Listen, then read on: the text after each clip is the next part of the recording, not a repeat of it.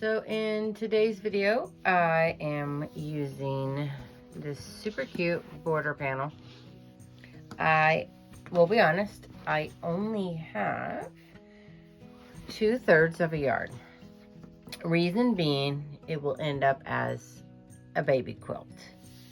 My thought process is, I'm gonna take this blue strip here without the words. It's coming up at 6.5 inches. I'm gonna take that out of this piece of fabric. I'm gonna cut all those guys out. So 1, 2, 3, I'll end up with 5 of them. Then I'm taking the coordinates I've got. I have this super cute stars and hearts. And then I have 3 colors I chose to go with the border prints. The greens, I know it's not an exact match, but the dots and dots worked for me. This pinky corally color reminds me of both of these. It just works in my opinion. And this super fun aqua tealy color. Here, right? You got the stars here, you got the stars there, you got the border there. I am going to do 6.5 inch flying geese. And I'm actually going to do 4 at a time.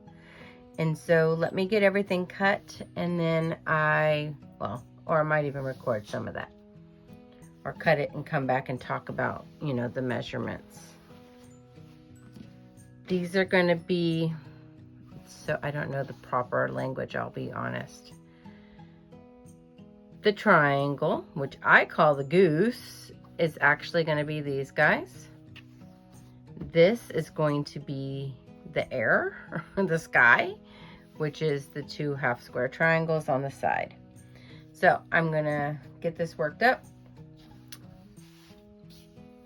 And you're just going to get to, see me fumble and mumble like I always do in my Create With Me videos.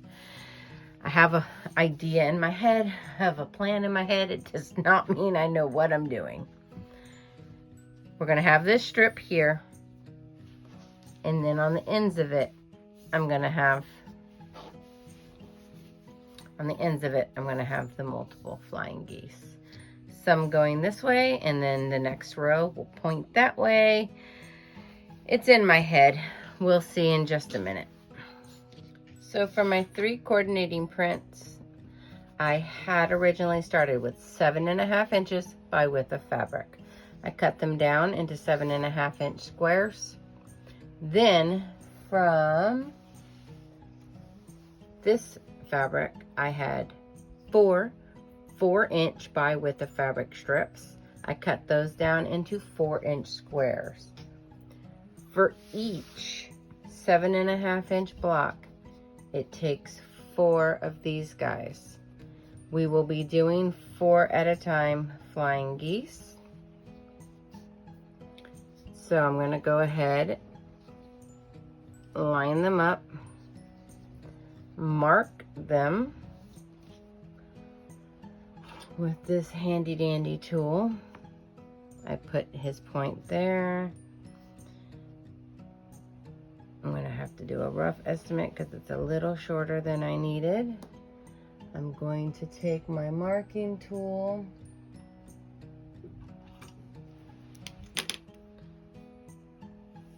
mark both sides. I don't mind using a Fix-On pin when it's on the back side of the fabric. I'm going to stitch both of those lines, and then I'm going to come through and slice it. I'm going to do that to all of my 7.5 inch squares, which currently is 3 of each color. Each one's going to make 4 at a time flying geese. So it's going to be 4 times 3, which is going to give me 12 green, 12 blue, and 12 pink. I'll be back after I stitch and slice, and we'll talk about the next step. So here you'll see I've marked and sewn on both lines on all 3 of my greens. And now it is time to just go ahead and slice them. I did chain piece So I take a 1/4 inch from that sewing line, which should be half, and it should be point to point. And I just go ahead, slice all 3. Well, a total of 3, 6, 9. If you were to do all colors at one time. From here, we're going to, I apologize if you can hear, I'm dog sitting and she snores. So I call this the heart. I take that, I actually press it, in this case, to the green. And now I have a heart shape. That's when we come in with our number 3 square. Place it. You can totally finger press. You can use a roller. You can take it to your iron if you'd like. Lay the number 3 square. And then come back and mark as we did before. You're going to mark both sides. We're going to do that to all of the pieces we just cut. We're going to stitch, stitch, and then come back and slice again. So here I've marked that square, stitched both sides. Go ahead and mark, find a 1/4 inch from that stitch line. Directly in half. We'll go to the pressing station. So before I pressed everything to that green, this time we're going to go ahead and press to the yellow. So all of my flying geese have been trimmed, and all of my panel strips have been trimmed out. Not panel, border yardage. I ended up with 3, 4, 5. Okay. So I ended up with 5, and by the looks of it, some of them are duplicates. Let's see. Okay, so 3 with that teddy bear and bunny rabbit, and 2 with the giraffe and teddy bear. So I'm just going to be mindful that when I put them back together, I don't put the 3 rabbits touching. Now I get to have the fun part of figuring out if I'm going to use all 5 strips. I mean, even if I wanted to, I know originally I said I was going to put those on the edges, but I could even take them and do a whole row. I wish I had more yardage on me. This is coming from work. It's going to end up just being a shop sample. So I just took, a little bit. I didn't want to take a lot, because I knew I could do something small. So even a row of the flying geese in between could be super cute.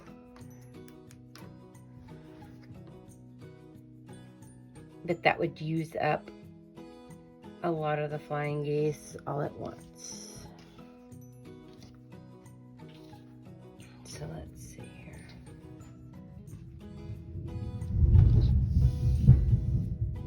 I don't know if y'all can hear that. We are having massive summer storms. So the idea would be, both in the camera, yeah. So row 1 could have 3 flying geese.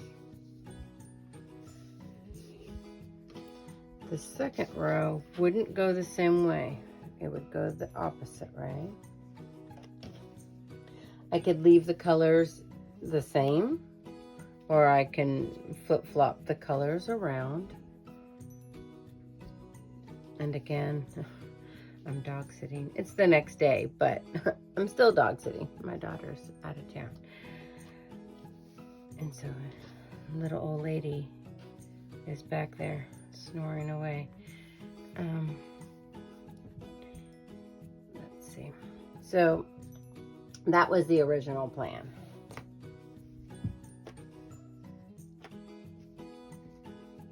Which I still like. And then take those ABCs, the words. I can always put them on the top, or I can even squeeze them right back in to give some separation and to help with the final length.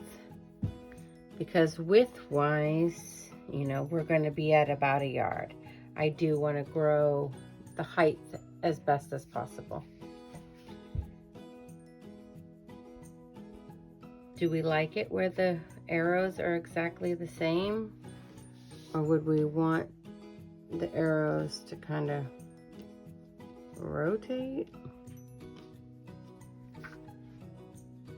I like that. I just like that for color in general. Let me get some of these flying geese put together onto a row, and then I'll probably move the camera to the design wall. So here what I have mocked up. I did use all the flying geese blocks, and then I only used 4 of the 5 border prints, and then the words that I cut out the middle I can piece together and do a bottom and a top. And so it's cute. I don't know what the final size will be, to be honest, but guesstimation, right, is about a 1 yard cut. And then that hopefully means that the back could be just made with a 1 yard piece of flannel or cuddle or fireside or minky. We shall see. So let me start sewing these up and I'll be back with the final picture.